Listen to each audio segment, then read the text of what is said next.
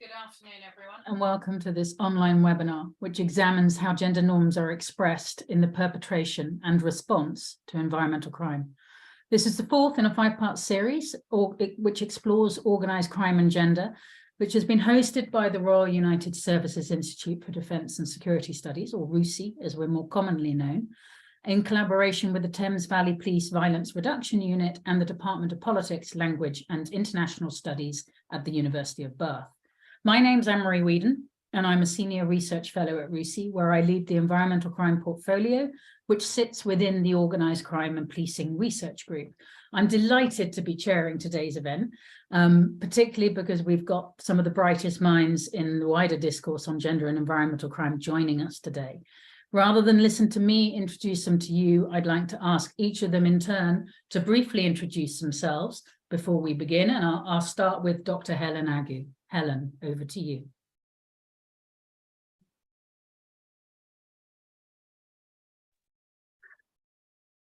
Hello, everyone.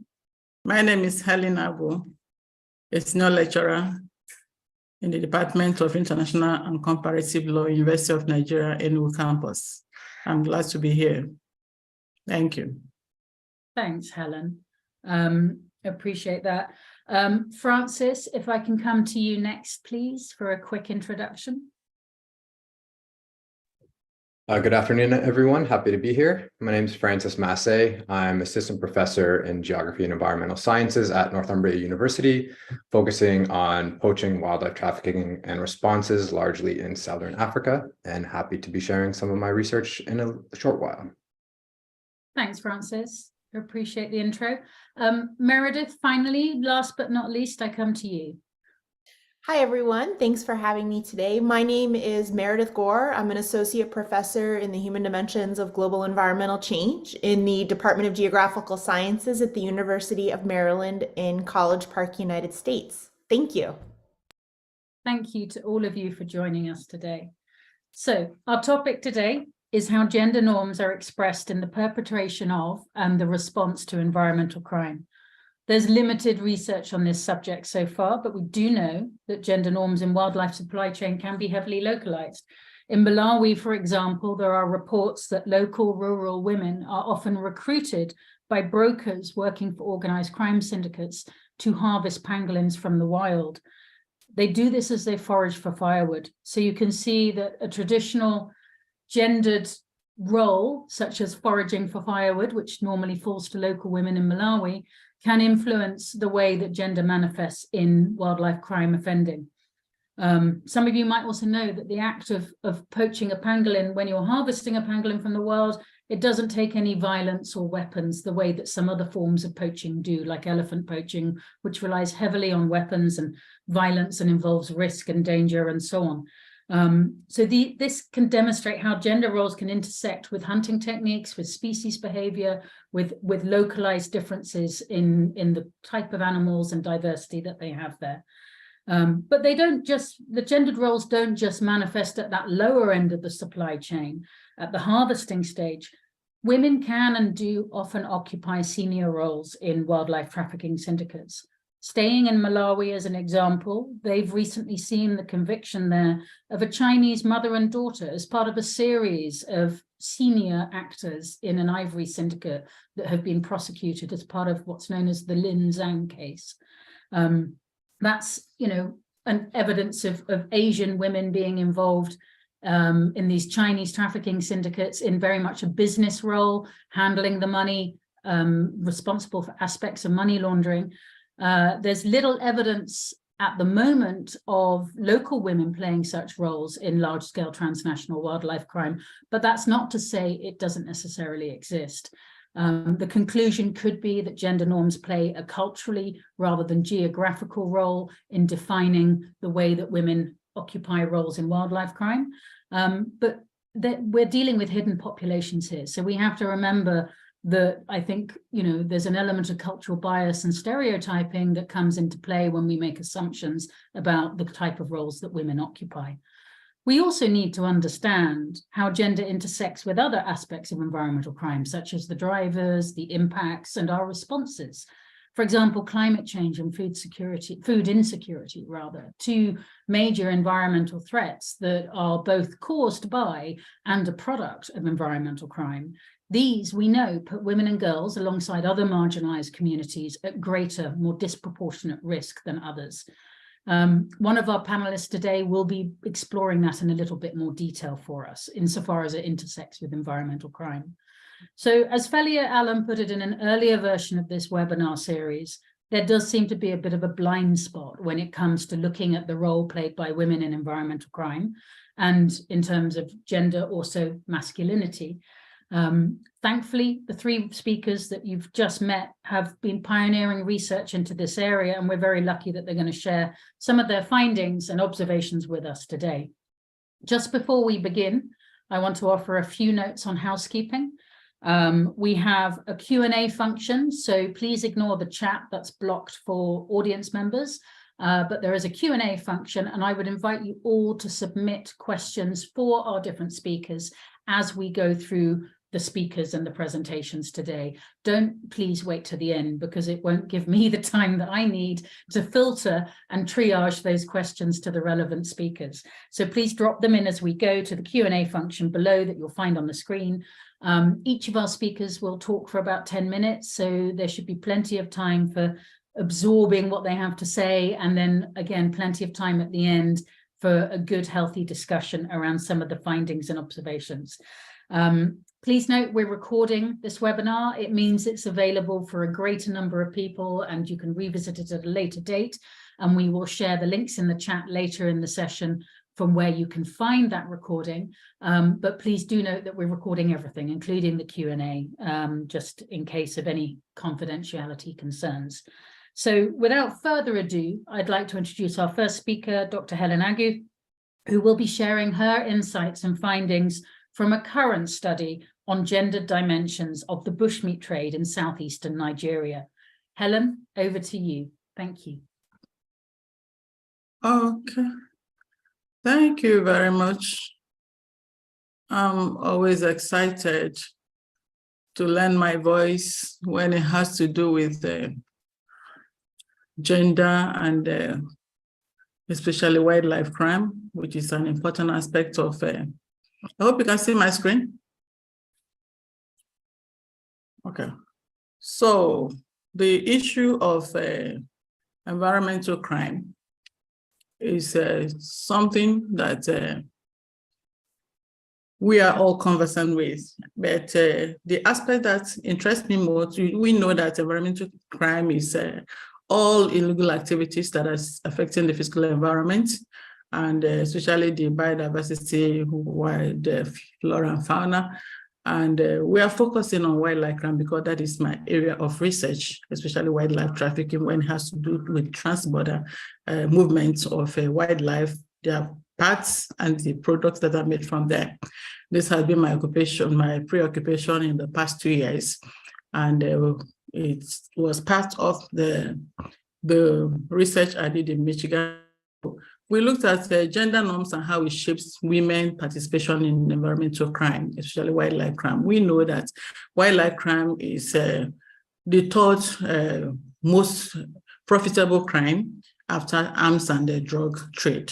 And that is why we are so much interested in finding out who and how are women involved in this, and how are the different gender participates in the criminal space, in the different roles and their interests. So knowing that women are often primary users of natural resources and directly impacted by the depletion of wildlife resources, it is important to know why they will be interested in venturing into the criminal space, and what is their role, what is their experiences, what is it like.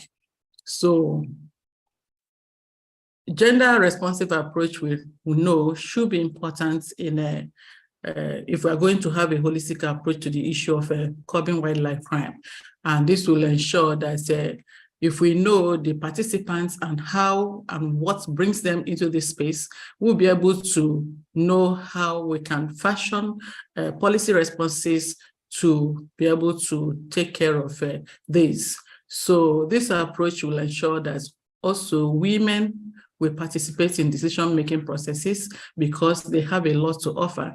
Neglecting this aspect will be paying lip attention to holistic approach to the issue of combating wildlife crime. So we know that regional weaknesses, especially in the area of law enforcement, has been an issue. And if some of us are conversant with UNODC report of 2019 that flagged off Nigeria as one of the transit points where wildlife products are being trafficked to other parts of Africa into the West. So we were concerned, and that is why I had to bring down that research that I did in Michigan and how to look at my locality, especially when it has to do with bushmeat trade. But in this segment, I'm going to show us from the snippets of the research we did in wildlife trafficking from in 2019, 2020. We'll look at the evidence and I'll compare it with what occurred and what I was able to see on ground when I was doing the research of bushmeat trade. So when we were doing that research in role of women in wildlife trafficking, we looked at the framework which we use and which is already published out there, offenders, defenders, influencers, and how women have played roles in these areas and what have been the motivating factor and what is the extent of their involvement. We were interested in finding out this, and we were able to find that, yes, we know that gender norms shape the way we look at how certain aspects of the gender, women and men, how they participate in the criminal space, environmental crime, but evidence on ground, like we will see in due course, is that women actually enter as offenders, but not at a very high extent. There are a few snippets of where they enter at the high echelon of the criminal space, but you find out that much of these women play roles at the grassroots, especially at the source level. Like when we're doing the research bushmeat trade, you find out that women played role in harvesting these wildlife products, even aiding the poachers, keeping guns for them and so on. But oftentimes you see that they were not doing this because they are actually seeing this as crime. That is what we were able to find. Then we looked at the defenders. How does women, we know that women in their nature have that motherhood instinct, and they are also not immune to seeking for money. So, but we look at women that have been engaged in defending, usually in the regular law enforcement, whether as eco-guards or whether as judiciary or prosecutors and lawyers and so on. You find out that women also play important roles. So this research we conducted in 2020 showed that to a very high extent that women, to a very low extent that women do not actually participate as offenders. That does not rule out the fact that women have been found, like in some mentioned cases where you find that in Africa, we find out that many of them are not involved in the actual crime. In the defending aspect, you find out that, especially the research we did, you find out that women are not actually to a high extent involved as a defender, but they are involved as defender because we find many women in the judiciary, we find many women as prosecutors of wildlife crime and so on, and they have been doing well because yes, there are some socio-cultural understanding that women are immune to corruption and so on. But evidence on ground shows that women actually have played an important role in defending wildlife crime, but they even at that they are not given. So there are other aspects as women, as drivers. How do they influence wildlife crime?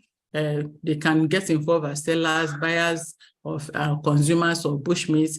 Actually, in the program, in the research we conducted on bushmeat trade, you find out that women were actually the ones that are selling the bushmeat, but they are not the ones that are harvesting them. But because if there is no demand, there won't be any supply. So because they have access points where they dispose of this, it is given them to still continue in this illicit trade. Other aspects, social media influencers, corruptors, facilitators, and so on. But looking at the drivers aspects, we find out that to a very high extent, women serve as influencers or drivers of this trade because they are the wives of some of these poachers.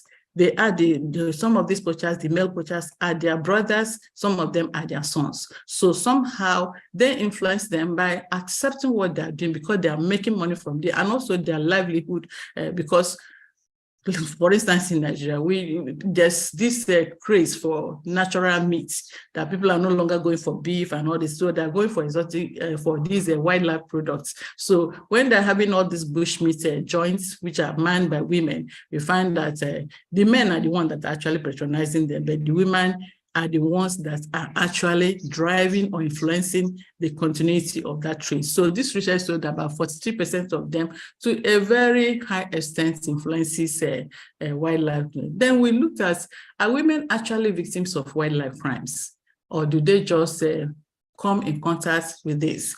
Research shows that women have been found to suffer some harms and some emotional trauma. Some of them lose their income and livelihood when they're intercepted, if they're involved, if they're intercepted by stringent law enforcement. Some of them may incur physical injury. Some of them may incur emotional trauma of losing their loved ones. Some of them can also incur costs at the risk, and some of them are even at the risk of sexual exploitation by poachers who are on ground to do this, because some of them harbor them in their places where they have access to the forest where they do all these their illegal activities. So women are also at the risk of contracting infectious diseases. So these are also very, very important when we're talking about wildlife crime. So then we say, do these women, do they suffer any costs, or do they derive benefits? Yes, there are a lot of costs. If they are caught, maybe in the process of this, they can be arrested, they can be made to pay fines, they can suffer minor punishment. I would say minor in the sense that, as I would say towards the end of this program, that regulation and enforcement priorities in Nigeria is not really high as it regards to environmental crimes because of the issue. We don't even actually view it as a regular crime. So when people are involved in this, we find out that it's really minor punishment. And in one of the papers that I wrote, I advocated for a revision of the punishments and the fines because some of them are so paltry that one can easily get away with them. So they spend time and energy and other punishments, and there's also high rate of insecurity. Then we looked at some complicating factors that have influenced this environmental crime, especially the issue of climate change. So climate change has been a very serious problem globally, and we know that it has been affecting the environment and affecting biodiversity, especially the wild fauna. And are women actually involved? Well, actually, we have not been able to say that there is a clear connection between climate change or security and so on, but we find out that it has implications for security, and it poses threats to the security of lives, and especially women are mostly to be involved. So we find that climate change have exacerbated. Helen, I'm very sorry to interrupt your flow, but we're running out of time. Could you wrap it up for us? I'm already rounding up. Thank you. Find the female crisis. Then let's get back to the issue of gender and climate change. What we are saying is that it is important to look at these complicating factors, especially the issue of insecurity that's rising, especially as a result of this climate change that is driving farmer header, and this is causing migration. This is what of the papers that I discussed, and we see that women, if they migrate, they are facing perils. If they refuse to migrate, they become emergency heads of household, and in such a case, they are unduly affected by this. So this insecurity and gender, social-cultural gender inequalities further exacerbates the women and their influence and their experiences under the there is need to prevent the marginalization of women in the sphere of not just politically but also in law enforcement, so that women can be made to participate effectively, especially in decision making when it has to do with issues of environmental crime.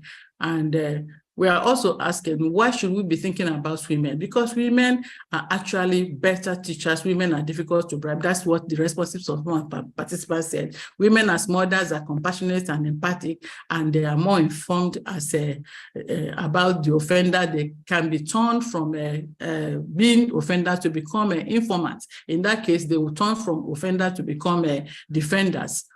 So for proper and better coordination of global wildlife control, it is important to look at it. So how do we look at exclusion of women in policy making? That is how the regulatory laws that we have in Nigeria and non-consideration of the factors that drive women into this, the factors such as corruption and discordant tunes among the regulatory officials. So we are actually saying that if we actually want to have a sustainable conservation efforts, that especially in Nigeria, we need to address gender inequality when it has to do with wildlife crime by empowering women and addressing the root causes of wildlife crimes. And this will ensure that we have long-term survival of wildlife species and promote a healthy environment for the future generations.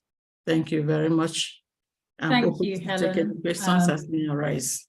Thanks. If you could stop sharing your slides, because I'm going to move the presentation on to Francis next, who's going to talk to us about his research with key themes around the role of masculinity in wildlife crime. We're going to take a look from the other side of the coin.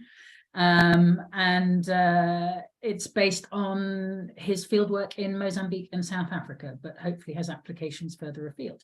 Over to you, Francis. Yes, okay, just share screen. Is that good? Okay.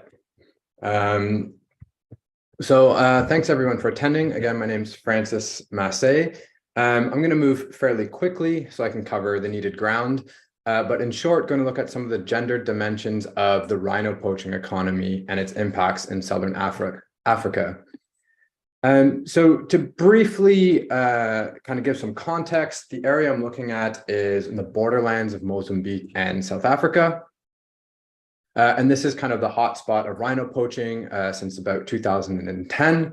And it's a very impoverished, vulnerable, marginalized area of Mozambique and Southern Africa. So the main dynamic is largely young, quite vulnerable, marginalized, poor men crossing the border to South Africa to hunt rhino.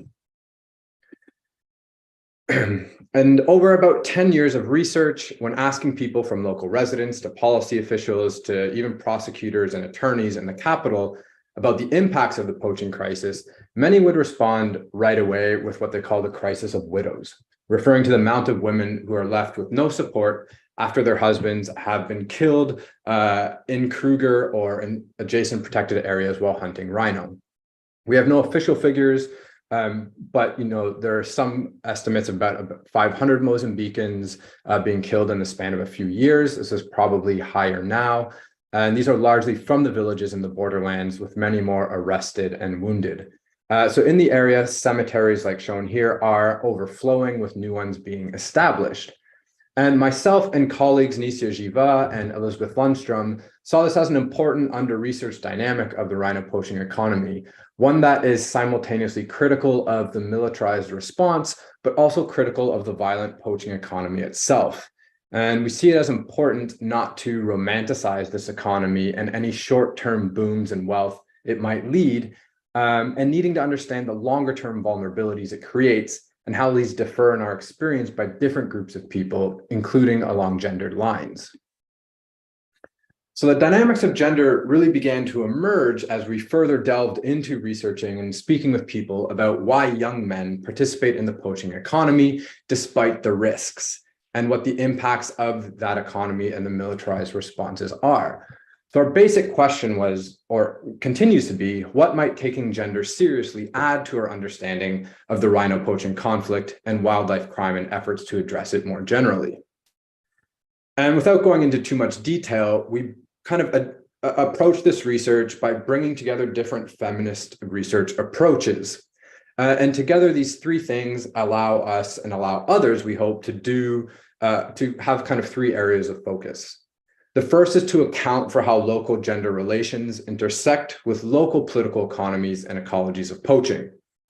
The second is to scale analysis of poaching and its impacts to the level of the household and individual. And this helps to kind of not homogenize communities as a whole, but allow to understand how different people experience it. And the third is to analyze how women and men differentially experience poaching economies and enforcement responses. And in talking through these processes with women and men, we came to understand much more clearly what happens when one's husband dies, and how the killing or arrest of a suspected poacher has consequences far beyond the loss or transformation of that one individual life.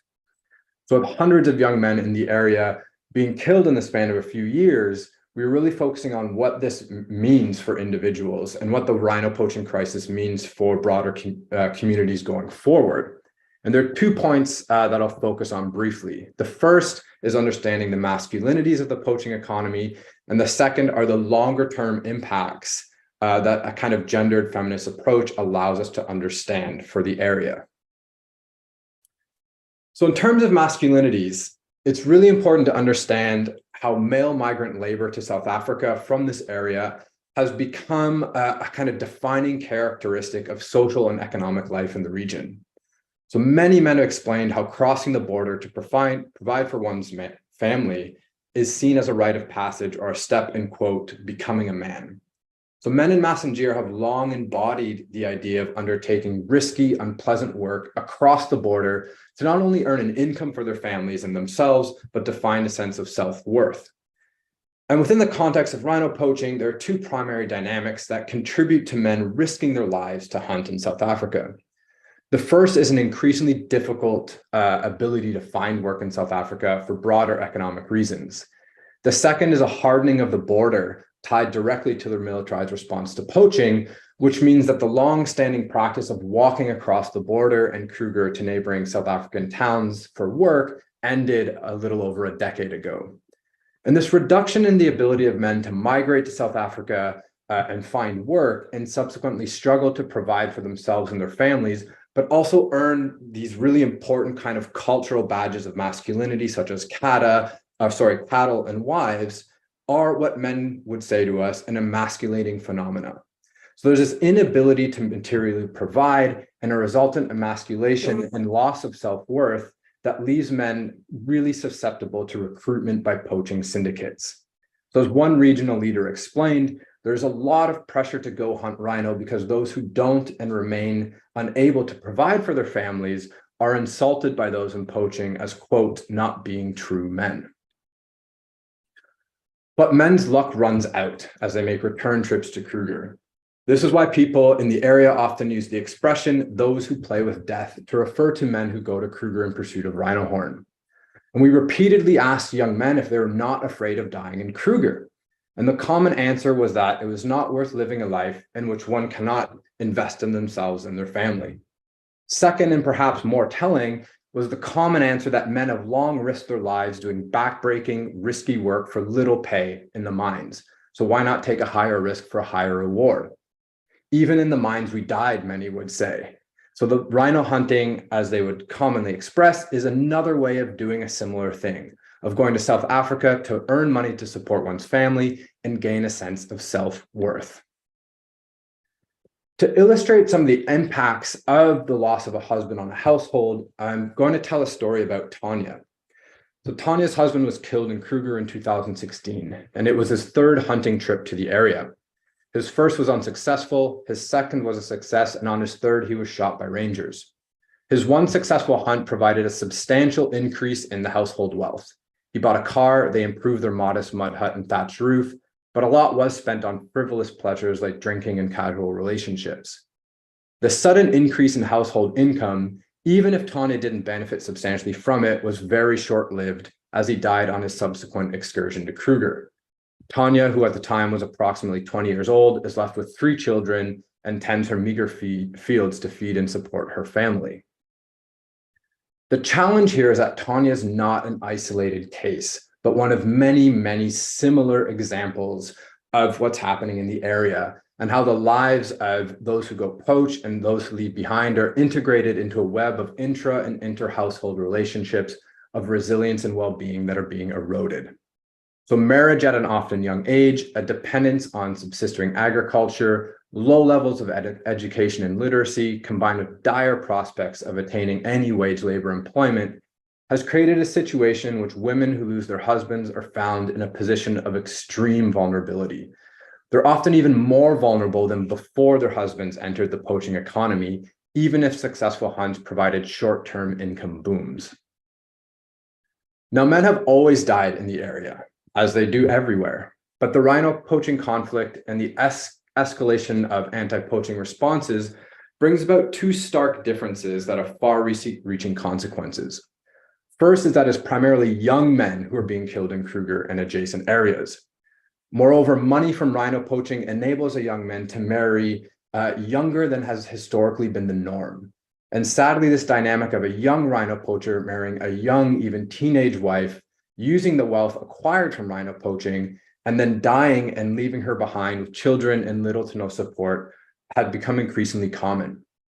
Second, the poaching conflict, and specifically a lethal response to poaching, has increased the rate at which men are dying in the area. As one widow framed the current conjecture, this is a context in which the deaths of young men are now, quote, normalized. So focusing on the household and different ways in which benefits and harms accumulate among men and women, nuances ideas about quick and fleeting rhino wealth being any sort of sustainable source of community upliftment. It also sheds light on a troubling long-term consequence of rhino poaching crisis, both the economy and a militarized response. And reduction campaigns are tapping into these gender dynamics. One quick example is the use of women's voices on radio and community theater to pass the message to men that they are valuable members of community and that their loss is a big impact for their households and their communities in the long term, and that they should be discouraged from entering the rhino trade because of that. And I'll just end here with some kind of broader thoughts of what this might help us think about moving forward. Thank you.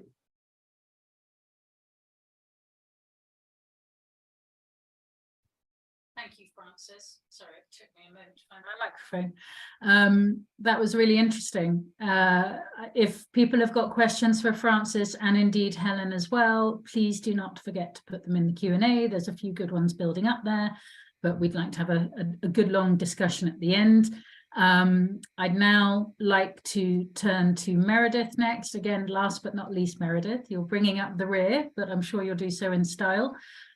Who's going to talk a little bit more about some of the less talked about roles played by women in wildlife crime, and also about how we can situate those observations about those roles and the definitions of those roles within fourth wave feminism, and use that to our advantage. So over to you, Meredith.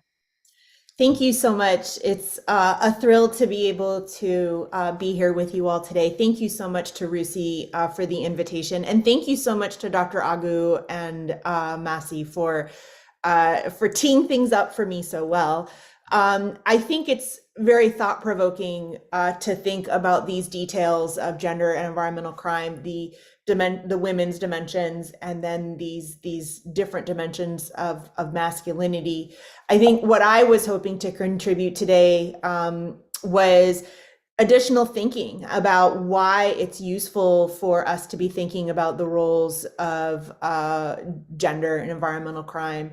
I'm very interested in science in support of decision making. And so when I have the good fortune to work with conservation organizations or law enforcement officials or government agencies or community groups, it's really interesting for me as a scientist to recognize that exploring the roles helps us to better understand why people are recruited into these crime ecosystems, how they're actually retained, how they're managed, and why people exit, right? So in some ways, when you're talking about organized crime, these are workforce questions. These are almost like human resources questions.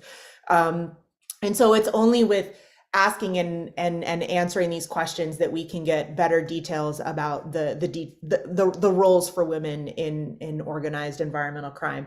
So a lot of the literature and many people importantly talk about the roles of women as perpetrators of environmental crime, as victims of environmental crime, and then also as defenders. And I think that these conversations really help us build more insight about these roles for the workforce, the organized crime workforce. I think it's also important to think about the kind of less considered roles, the influencers, the observers, and the benefactors. I think that with a more comprehensive understanding of these kind of what I'll call the minority roles, we can better understand the workforce as a whole and really think about preventing people from being recruited into the system and then also facilitating their sustainable exit. And so I want to just acknowledge some of the work that I've done in this space over time in collaboration with a number of folks that are here today. So I guess what I wanted to do was discuss very briefly this survey that Dr. Agu and I conducted right about the start of the pandemic, where we asked experts about their perceived, about how women were perceived to be involved in different dimensions of wildlife trafficking. And through 215 responses from about 40 countries, it's interesting to think about women. The primary perception of roles for women in wildlife trafficking is being a victim, and the defenders and offenders are much less perceived. And so these influencers, observers, and benefactors are kind of squished in the middle of perceived involvement, and yet we don't really spend that much time talking about them. So I guess I was thinking we could do that today, because assumptions about the heterogeneity, trends, and outliers for women's roles in wildlife trafficking leave really little room for understanding the patterns of access, the responses to the illicit networks, recidivism or repeat offending, and then also desistance or exit from organized crime. And I think that more attention to why people are recruited into the system and how we can get them to desist is really interesting for me. So these underexplored roles, right? This idea of an observer, how could you define this? Well, these are eyewitnesses to the activities and the actors that are involved, either unintentionally or intentionally. Scientists, those of us that conduct research on this topic, we are observers. And so it's interesting to think about these roles because again, this idea of how people are recruited, why they're recruited, why they continue to stay as repeat offenders, and then why they exit. I think this idea of influencers is also really noteworthy to me. Influencers are linked by various mechanisms of connection and capacity to stimulate or suppress environmental organized crime. It's really interesting to me that so many of the leaders of webinars, the individuals that are heading government agencies, the head of non-governmental organization programs on these topics are all people who maybe self-identify as female and or are interested in gender dimension. So there's definitely an influencer effect that I think we could talk more about. And then there's also this idea of benefactors, people who derive benefits, direct or indirect benefits from organized crime, either cultural or employment or empowerment and health. I don't think we talk enough about this. And so I'm really interested in this benefactor dimension, particularly within this idea of fourth wave feminism. And so perhaps some people know this, perhaps we have some experts in fourth wave feminism on the Zoom, and I think it would be great to hear more about those perspectives. But fourth wave feminism essentially tells us that women, it's this lens that tells us to look at women's empowerment, women being empowered by the constant connectivity of the internet, social influencing power, and the use of technology and the internet tools to sort of collaborate and amplify women's voices.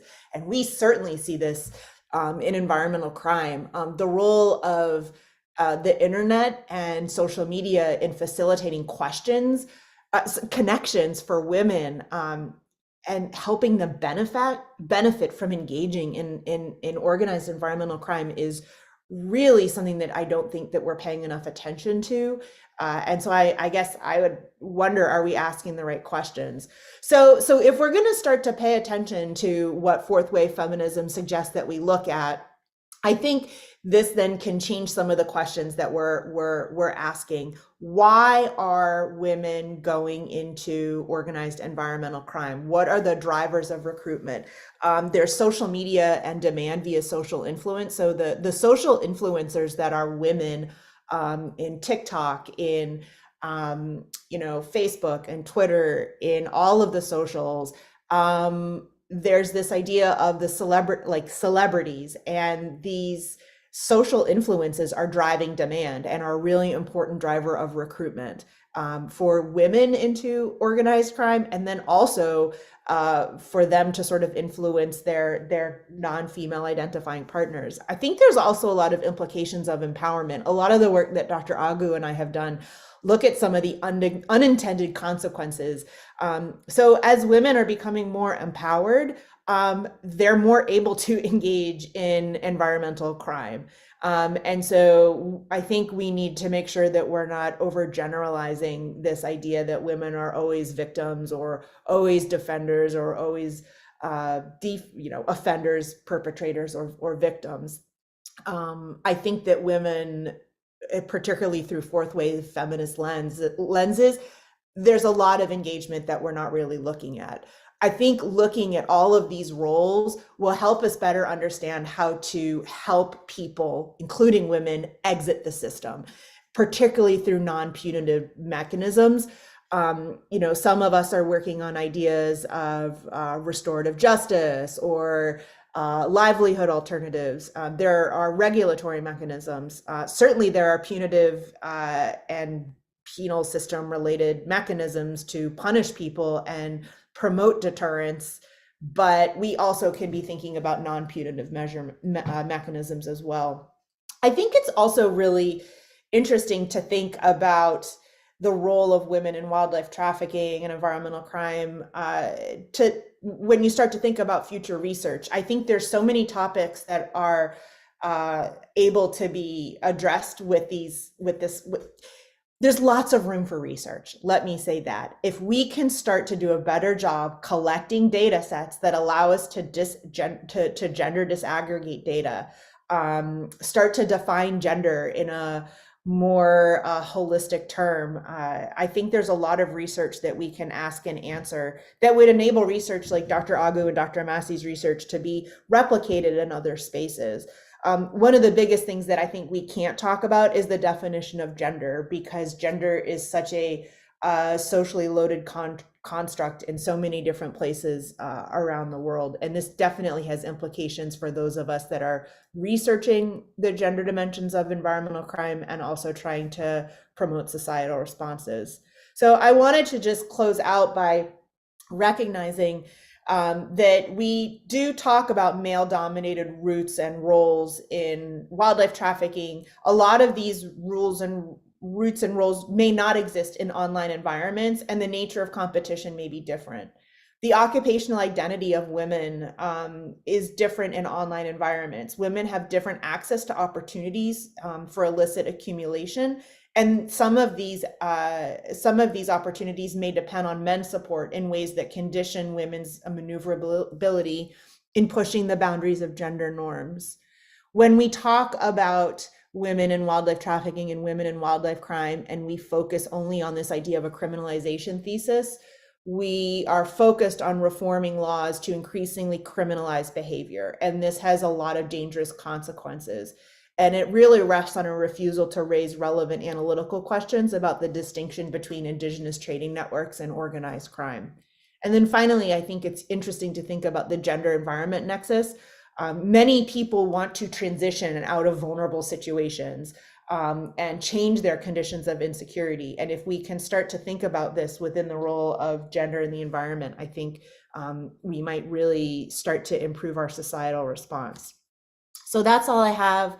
I want to just say thank you again to all of you for the opportunity to contribute today. Hopefully I've provoked some thinking, and yeah, I'm happy to engage in the discussion as the moderators say fit. So thanks.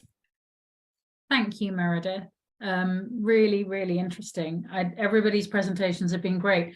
We've got a number of questions which have been put in the Q&A function. There's still time to add your questions in there, especially for Meredith as the last speaker, because she's obviously only just shared her observations. So that might be sparking new thoughts or queries. Perhaps we can stay with questions for Helen that have come up, ones that have been specifically around women as defenders, although some of them might be relevant to Frances's research as well.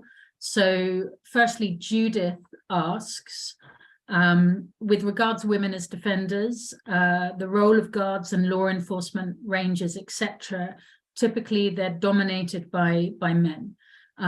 How do we attract more women into these roles or remove the barriers to entry? So perhaps, Helen, if you would like to take that first, and then we can maybe come to Frances for a point of view as well.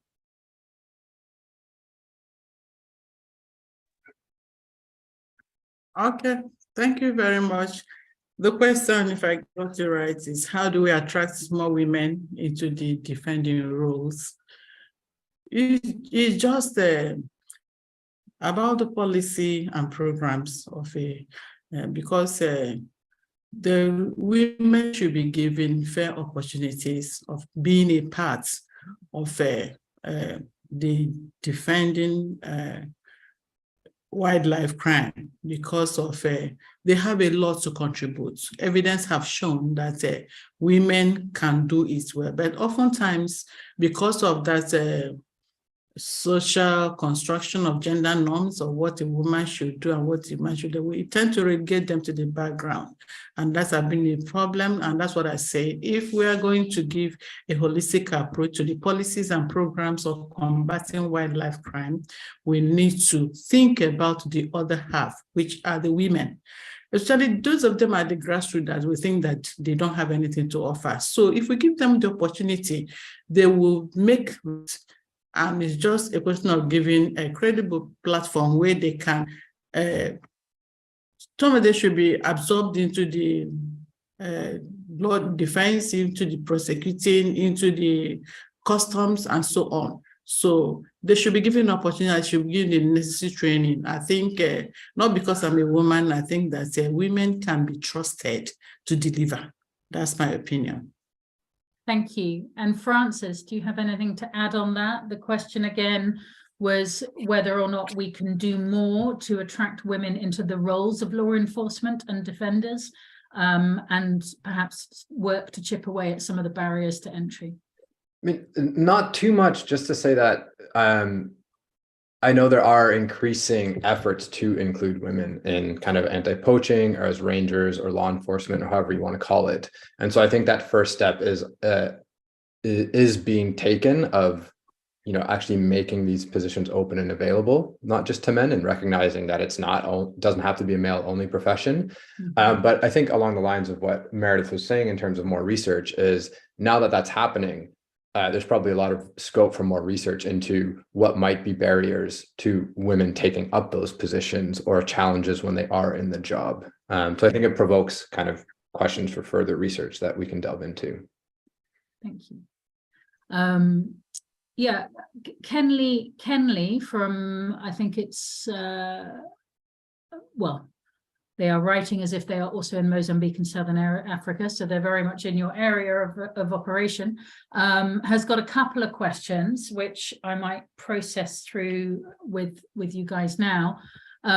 Firstly, and this is somewhat relevant to Helen's presentation, one of the things that they've seen there in Mozambique and South Africa is how women define their roles as more passive, i.e. only offering accommodation to male poaching groups the night before they enter the park and neutralizing their involvement in the crime in that way. This might suggest that there might be different policy approaches to engage with them because of the differences between sort of proactive and active and passive voices in engagement in crime. Are you seeing any of that reflected in policy or prevention strategies right now? Helen, do you want to take that first, and then perhaps we can come to Frances again? I didn't get the question, but if I got you right, how can we, whether the present policies and programs as it is, present such opportunities? Is that?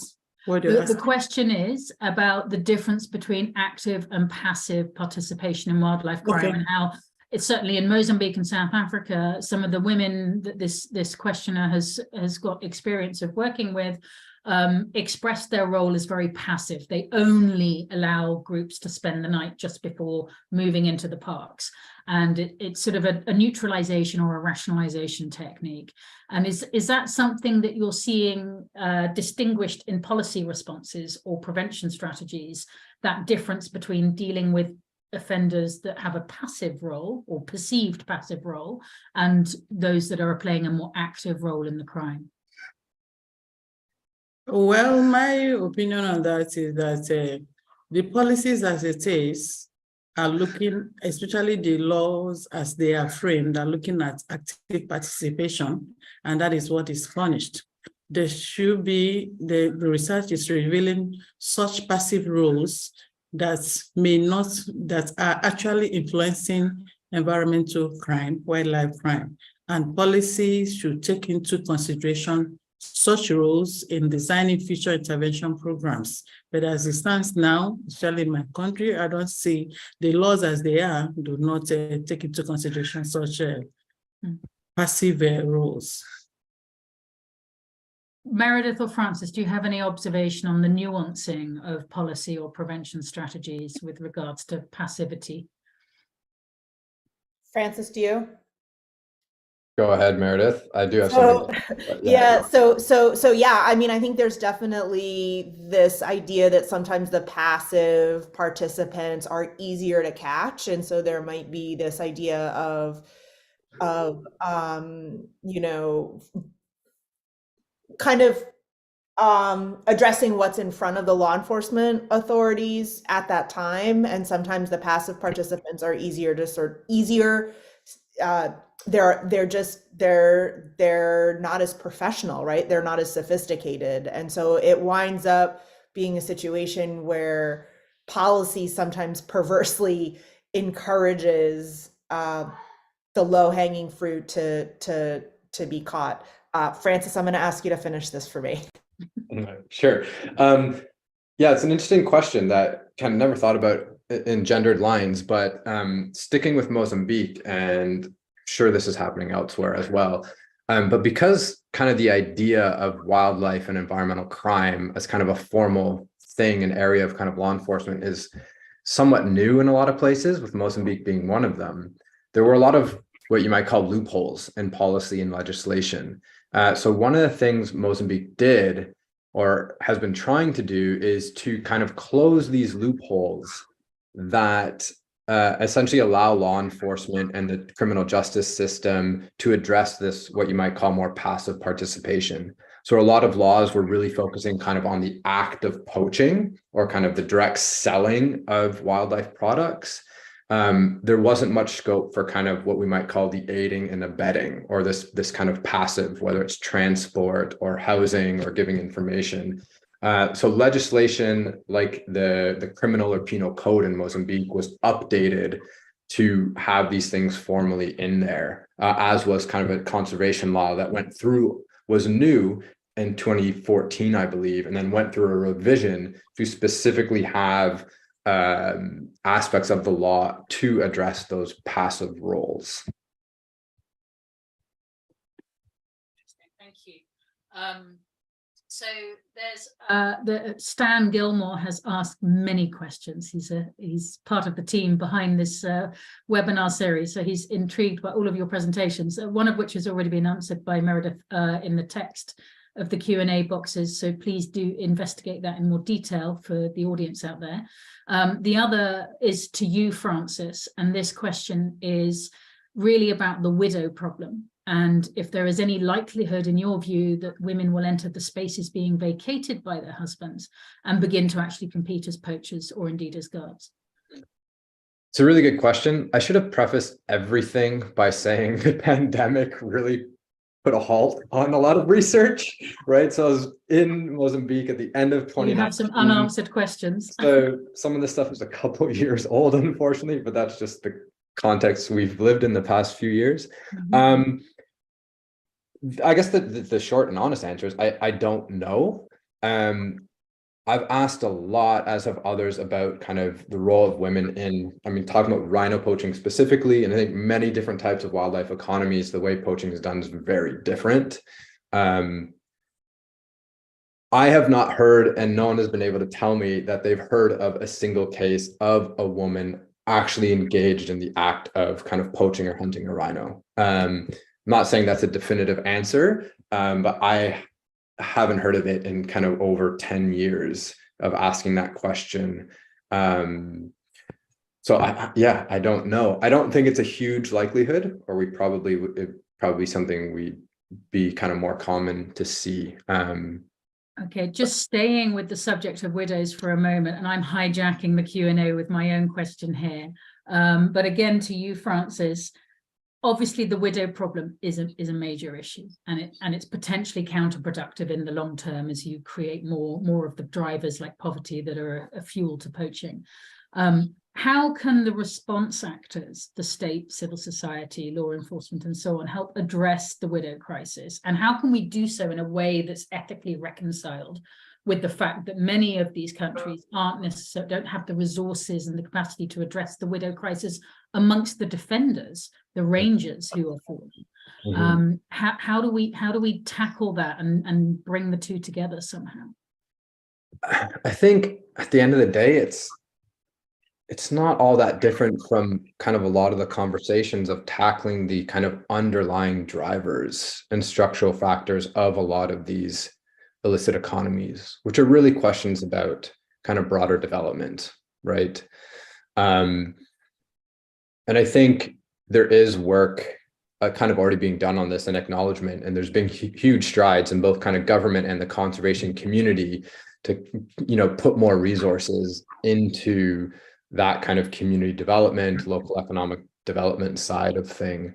So I don't think there is kind of a magic bullet. I think it is, again, just that much more complex issue and dynamic of really being aware of kind of putting the resources into kind of broader socioeconomic development and empowerment. And yes, we need law enforcement on the ground. Yes, we need boots on the ground and a functioning criminal justice system.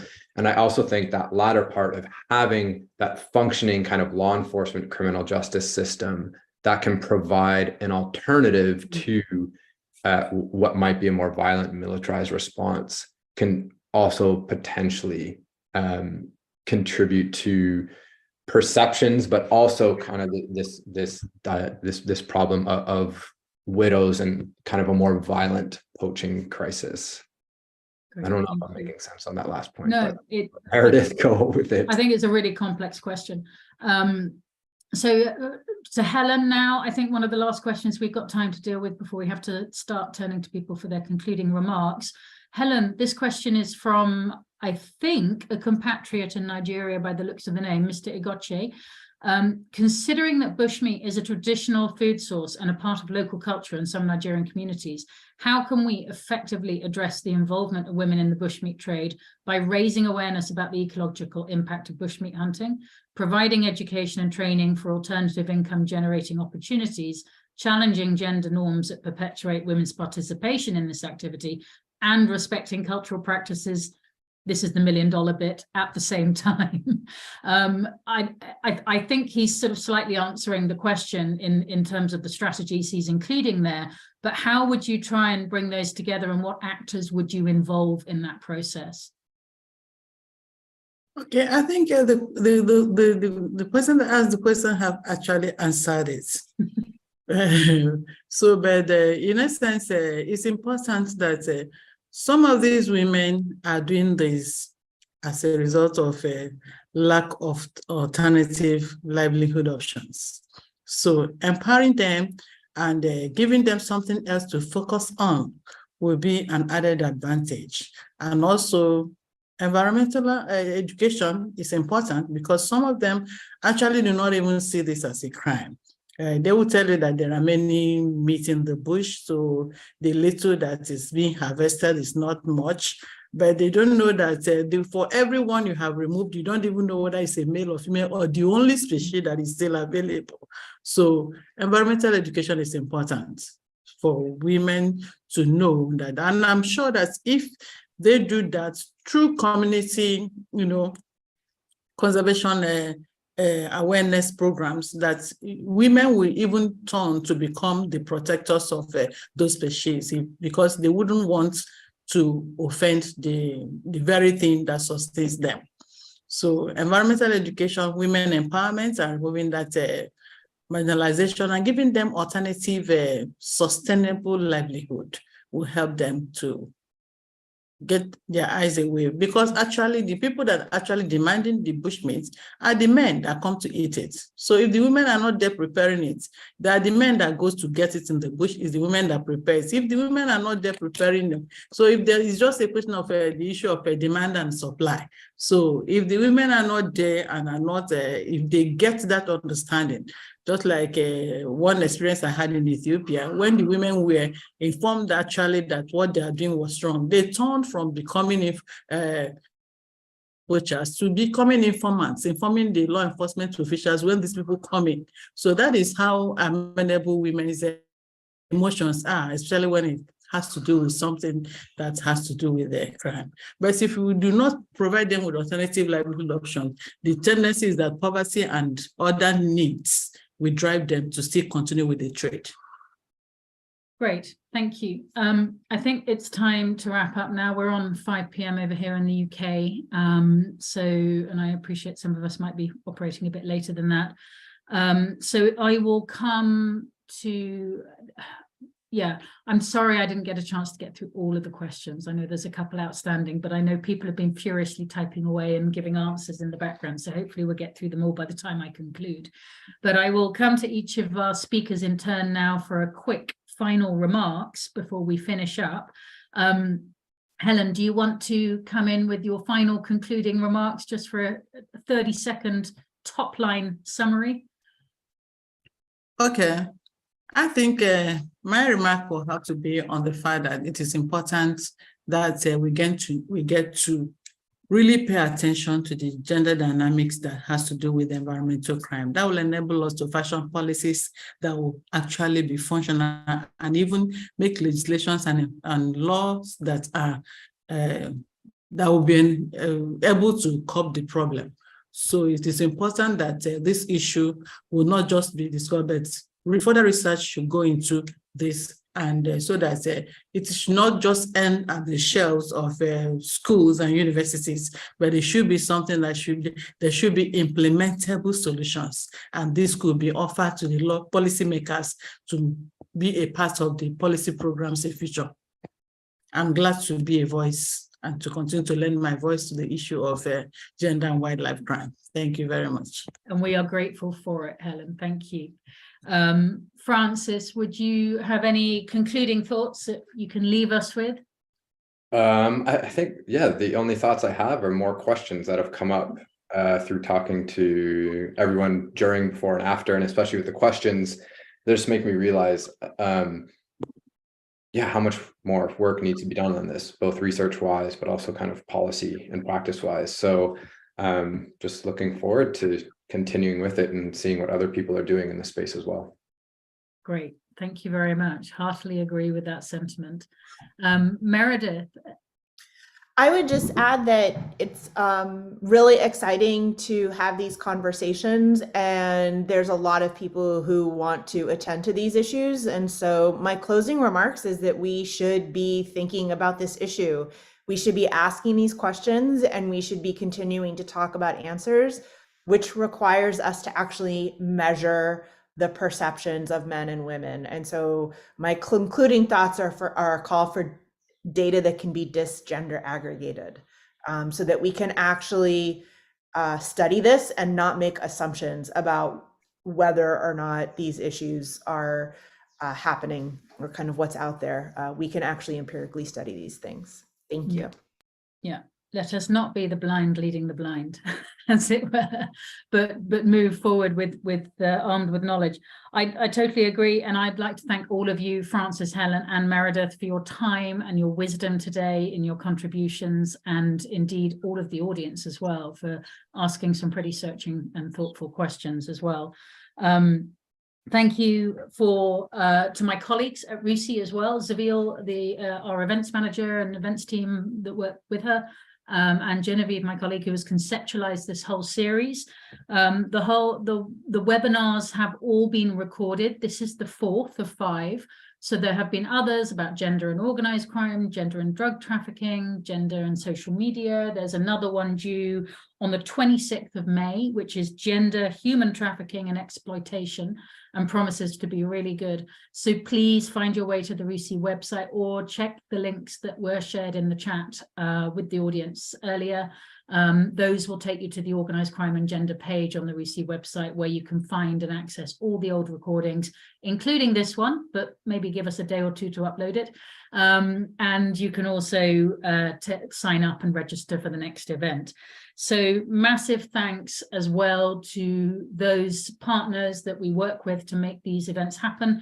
The Thames Valley Police Violence Reduction Unit has been a key partner in this, as has the University of Bath. This wouldn't have happened without them. So thank you very much to them as well. Thank you and good night.